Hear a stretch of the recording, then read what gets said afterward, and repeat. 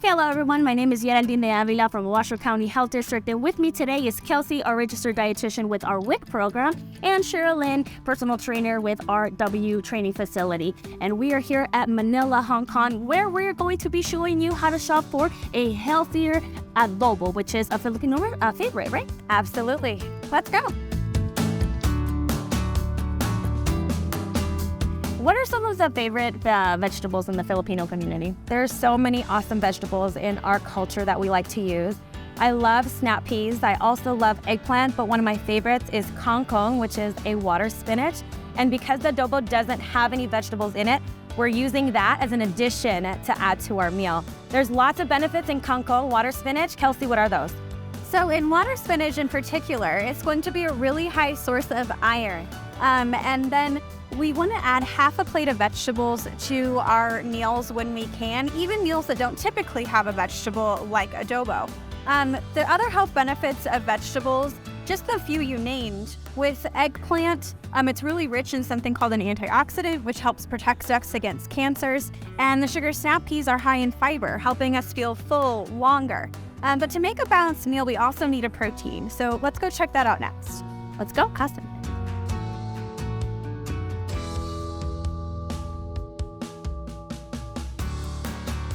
What proteins can we use in an adobo? There's so many proteins that you can use in adobo. The most popular in our Filipino culture is pork. However, I would highly recommend a leaner piece of protein, maybe some chicken or maybe even tofu. But why choose a leaner meat, Kelsey?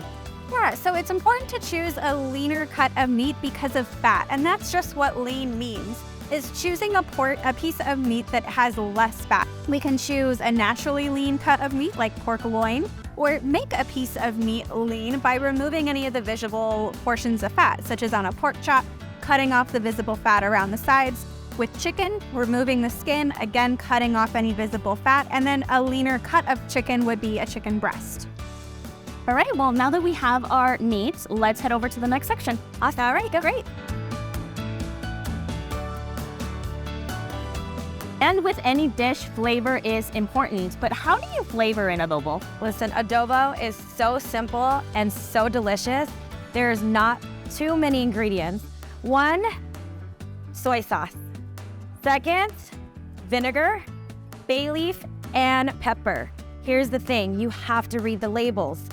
Why do we read the labels, Kelsey?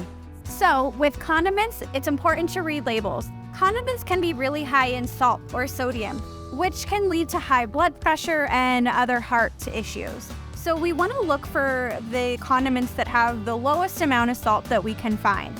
So flip the labels around, look at the label, and you're going to look for the line sodium. They're all going to be high, but look for the one that has the lowest amount. Also pay attention to the serving size at the top.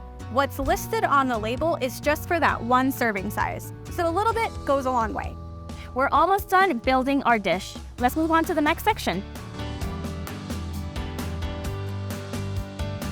And what are we missing in the adobo?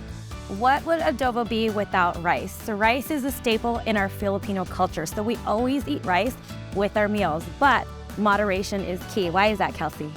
So we want to make sure that we're eating the right amounts of rice. It gets a bad rep a lot of times because of the large portion sizes. It doesn't matter if you're eating white or brown, whatever you prefer, as long as it's the right portion. And the right portion is going to be about the size of 1/4 of a 9-inch plate, or about the size of your fist. Well, there you have it. That's how you shop to make a healthier adobo. And don't forget to tune in to our next video where we're going to be showing you how to cook an adobo. So tune in.